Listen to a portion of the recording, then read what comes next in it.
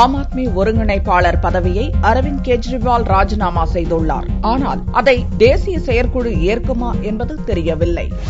டெல்லியில் வரலாறு காணாத வெற்றி பெற்ற ஆம் ஆத்மி கட்சி ஆட்சியை கைப்பற்றிய அதே நேரத்தில் உட்கட்சி பூசலும் உச்சகட்டத்தை எட்டியது. கட்சியின் தேசிய ஒருங்கிணைப்பாளரும் டெல்லி முதல்வருமான அரவிந்த் கெஜ்ரிவாலிடமே அதிகாரம் அனைத்தும் குவிந்திருப்பதாக கட்சியின் மூத்த தலைவர்கள் பிரசாந்த் பூஷன், யோகேந்திர யாதவ் எதிர்ப்பு குரல் எழுப்பினர். கெஜ்ரிவால் தன்னிச்சையாக முடிவுகளை எடுப்பதாக பிரசாந்த் பூஷன் வெளிப்படையாக மீடியாக்களில் குற்றம் சாட்டினார். உட்கட்சி பிரச்சினை தனக்கு மிகுந்த மனவலியை அளித்ததாக வருத்தம் தெரிவித்த கெஜ்ரிவால் தான் டெல்லி அரசு நிர்வாகத்தில் மட்டுமே கவனம் செலுத்தப் போவதாக செவ்வாயன்று கூறியிருந்தார். உட்கட்சி பூசலுக்கு முடிவு கட்டுவது குறித்து விவாதிக்க ஆம் ஆத்மி கட்சியின் தேசிய செயற்குழு கூட்டம் டெல்லியில் புதனன்று கூடியது. முன்னதாக காலையில் தேசிய ஒருங்கிணைப்பாளர் பதவியை ராஜினாமா செய்த கெஜ்ரிவால் ராஜினாமா கடிதத்தை தேசிய செயற்குழுவுக்கு அனுப்பி வைத்தார். இதுகுறித்து ஆம் ஆத்மி கட்சியின் செய்தி தொடர்பாளர் அசுதோஷ் கூறுகையில், பிப்ரவரி 26ஆம் தேதியே தேசிய ஒருங்கிணைப்பாளர் பதவியை கெஜ்ரிவால் ராஜினாமா செய்ததாக கூறினார். டெல்லி முதல்வர் என்ற முறையில் தனக்கு அதிகப்படியான வேலைப்பளு இருப்பதை கருத்தில் கொண்டு கட்சி பதவியிலிருந்து விலக கெஜ்ரிவால் விருப்பம் தெரிவித்திருந்த போதிலும்